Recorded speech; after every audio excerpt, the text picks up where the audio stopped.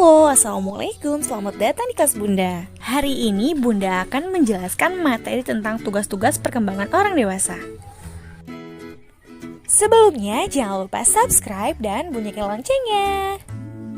Materi kali ini akan dibahas oleh anak-anak Bunda. Yuk simak penjelasannya. Mereka dari kelompok 2 pendidikan orang dewasa dan berasal dari Universitas Singapura Bangsa Karawang. Kelompok mereka ada 6 orang. Yang pertama ada Siti Mariam, dan yang kedua ada Augie Leonie Andisa Putri, dan yang ketiga ada Fatin Nur Ihsan, keempat ada Rizky Rahadian, yang kelima ada Diva Nur Afrianto, dan yang terakhir ada Gary Wendy Panjaitan. Yuk langsung aja kita simak materi mereka. Assalamualaikum warahmatullahi wabarakatuh. Nama saya Diva Nur Afrianto, mahasiswa Universitas Singapura Bangsa Karawang, Prodi Pendidikan Luar Sekolah. Nomor MPM saya 19106310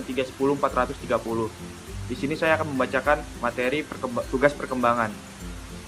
Rumusan tugas-tugas perkembangan yang khas bagi orang dewasa Indonesia belum ada. Maka terpaksalah dipinjam rumusan yang sesungguhnya diperuntukkan bagi masyarakat yang berlingkungan sosiokultur berbeda.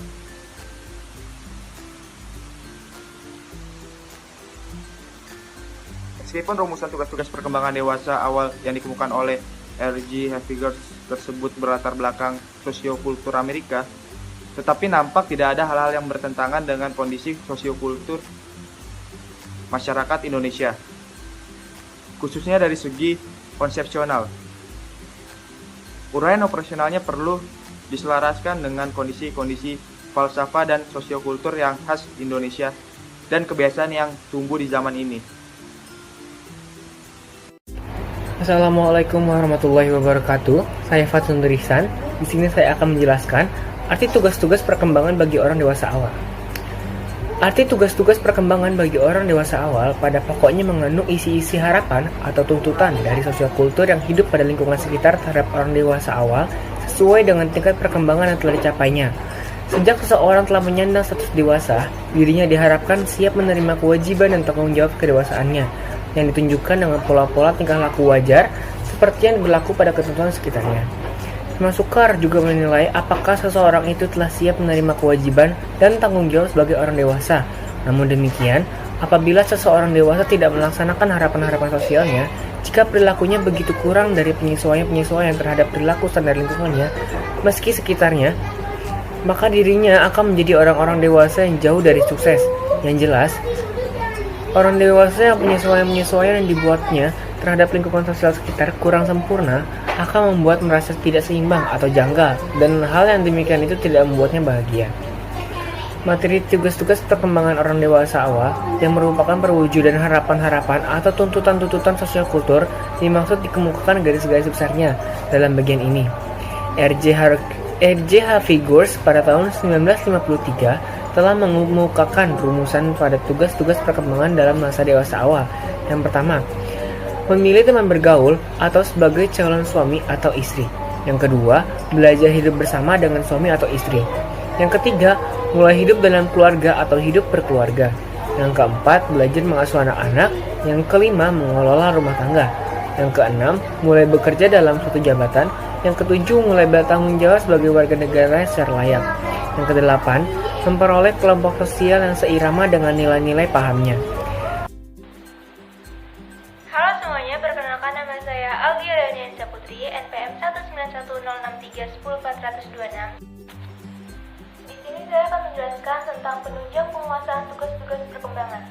Secara umum, sesuai dengan tingkat perkembangan yang dicapai dalam masa dewasa awal, faktor penunjang itu bersumber dari dicapainya puncak kekuatan fisik dan mental dalam masa ini. Faktor penunjang penyesuaian terhadap tugas-tugas perkembangan itu meliputi efisiensi fisik, kemampuan motorik, dan kemampuan mental. Selanjutnya saya akan menjelaskan tentang efisiensi fisik. Dicapai dalam usia-usia sekitar 23-27 tahun. Setelah itu kemampuan fisik mulai mengalami penurunan sampai usia sekitar 40 hingga 45 tahun. Umumnya, individu dalam masa ini memiliki kemampuan fisik yang menunjang pelaksanaan tugas-tugas perkembangan mereka. Kebanyakan wanita selama masa dewasa awal dalam keadaan sehat dan subur. Oleh karena itu, memungkinkan mereka memiliki dan mengasuh anak-anak. Sedangkan bagi pria pada masa ini telah sampai tingkat kesempurnaan fisiknya. Baik, saya akan menjelaskan tentang kemampuan motorik. Adanya keahlian fisik yang kuat dan rata-rata kesehatan yang baik pada masa dewasa awal ini memungkinkan mereka melatih keterampilan-keterampilannya secara lebih baik dibandingkan pada masa remaja umum. Umumnya, orang dewasa awal dapat memperhitungkan kemampuan motoriknya sebelum melakukan pekerjaan yang menuntut kemampuan fisik. Dalam mempelajari keterampilan-keterampilan motorik baru bagi orang dewasa yang melakukannya dalam tahun pertama usia 20-an menunjukkan hasil lebih baik dibandingkan dengan hasil yang mereka mulai pelajari dan usia mendekati masa setengah bayar.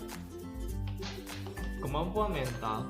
Menurut para ahli, perkembangan kemampuan mental individu pada umumnya mencapai kesempurnaan dalam usia 20 tahunan dan kemampuan mental tersebut terus bertambah sampai berusia 26 tahun.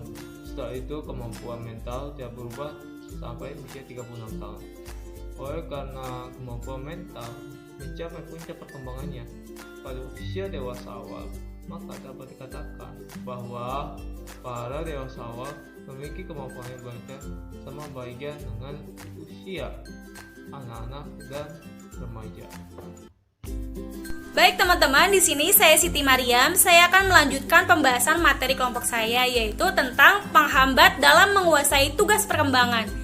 Di sini ada latihan yang tak berkesinambungan atau discontinuities in training. Artinya, berhubungan erat dengan pengalaman belajar dengan latihan dan masa lalu. Ada individu yang di masa anak-anaknya tidak mengalami latihan secara berkelanjutan dalam hal berpikir dan berbuat, sehingga perilakunya dalam masa pubertas dan remaja nampak kurang atau tidak terpolakan secara memadai. Selanjutnya, ini ada pembahasan tentang adanya perlindungan yang berlebihan atau overprotective. Di sini dijelaskan telah disepakati oleh para ahli pendidikan dan psikologi bahwa akibat umum dari pola mendidik yang overprotective itu adalah timbulnya berbagai kesukaran bagi anak jika mereka telah dewasa. Kesukaran dalam hal menyesuaikan diri karena tidak dapat menghadapi tuntutan-tuntutan dunia orang dewasa. Bahkan akibat selanjutnya menurut banyak ahli, mereka akan menjadi orang yang memiliki tingkah laku yang salah atau terhadap tuntutan sosial dan cenderung berkompensasi sebagai suatu bentuk mekanisme pembelaan atau defense mekanisme. Perpanjangan pengaruh-pengaruh peer group atau prolongation of peer group influence. Dalam tahun-tahun pertama masa dewasa, banyak individu yang secara terpaksa memperpanjang masa sekolahnya, yang mungkin sebagai wahana dalam rangka persaingan mobilitas sosial. Dalam masa sekolah itu, seseorang masih tetap menjadi anggota peer group tertentu dengan nilai-nilai yang sering mempengaruhinya. Dan di antara mereka memiliki ikatan kelompok yang kuat seperti perilaku remaja. Satu di antara penghambat bagi orang dewasa awal dalam menguasai tugas-tugas perkembangannya dalam masa remaja, sejak awal orang-orang normal membentuk kelompok-kelompok teman sebaya atau peer group, baik berupa kelompok 2 orang ataupun kelompok 4-5 orang. Dalam kelompok-kelompok tersebut, para remaja saling berinteraksi dan saling mempengaruhi. Kelompok-kelompok tersebut memiliki nilai-nilai tersendiri yang diakui dan dipatuhi oleh para anggotanya. Para anggotanya sangat takut untuk ditolak oleh kelompok dan takut memiliki nilai-nilai yang berbeda dengan nilai-nilai kelompok. Para anggota sangat konformis terhadap nilai-nilai kelompoknya. Aspirasi-aspirasi yang tidak realistis atau unrealistic aspiration. Kesukaran-kesukaran penyesuaian dalam masa dewasa awal dapat ditimbulkan oleh konsep-konsep yang tidak realistis dalam benak para dewasa awal tentang apa yang diharapkan dengan apa yang dapat dicapainya. Keberhasilan-keberhasilan yang dicapai di sekolah, misalnya dalam bidang akademis, pergaulan sosial dan olahraga, seringkali membuat para remaja memiliki harapan-harapan yang tinggi terhadap apa yang akan dicapainya dalam masa dewasa awal. Seperti misalnya, karena prestasi akademis yang tinggi, seseorang cenderung membayangkan akan mendapatkan lapangan pekerjaan yang berprestis tinggi dan ingin cepat naik. Hal ini menghambat dalam menentukan pilihannya untuk menentukan lapangan pekerjaan yang memuaskan baginya. Demikian pula misalnya keberhasilan dalam masa sekolah menjadikannya memiliki citra diri yang tinggi dan harapan memperoleh teman hidup dengan standar tinggi. Sementara ia mengincar idealismenya yang justru tidak mau dengannya, orang-orang dewasa awal yang semacam itu akan mengalami hambatan untuk memperoleh pasangan atau teman hidup dalam melaksanakan tugas-tugas perkembangannya. Aspirasi-aspirasi orang tua disepakati oleh para ahli. Sebagai salah satu di antaranya, faktor kuat meninggalkan aspirasi para remaja dan dewasa awal. Hal yang demikian ini terutama terjadi dalam keluarga yang memiliki anak banyak, di mana tumpuan masa depan dipikul pada pundak anak pertama. Juga terjadi bagi keluarga dari lapangan kerja sosial menengah yang meletakkan tumpuan pada pendidikan atau lapangan kerja serta teman hidup anaknya sebagai wahana dalam mobilitas sosial. Keadaan-keadaan ini sangat menghambat bagi anak yang bersangkutan setelah dewasa untuk mengatasi tugas-tugas perkembangannya, karena antara harapannya dengan apa yang dicapainya tidak selalu selaras, menjadikannya individu yang terkantung-kantung dalam pilihan. Wah, pandai sekali anak bunda. Yeay! Nah, bagaimana teman-teman? Apakah sudah paham? Kalau belum, di sini Bunda akan menyimpulkan nih. Kesimpulannya adalah rumusan tugas-tugas perkembangan yang khas bagi orang dewasa di Indonesia yaitu belum ada. Maka terpaksalah dipinjam rumusan yang sesungguhnya yang diperuntukkan bagi masyarakat yang berlingkungan sosial kultur yang berbeda.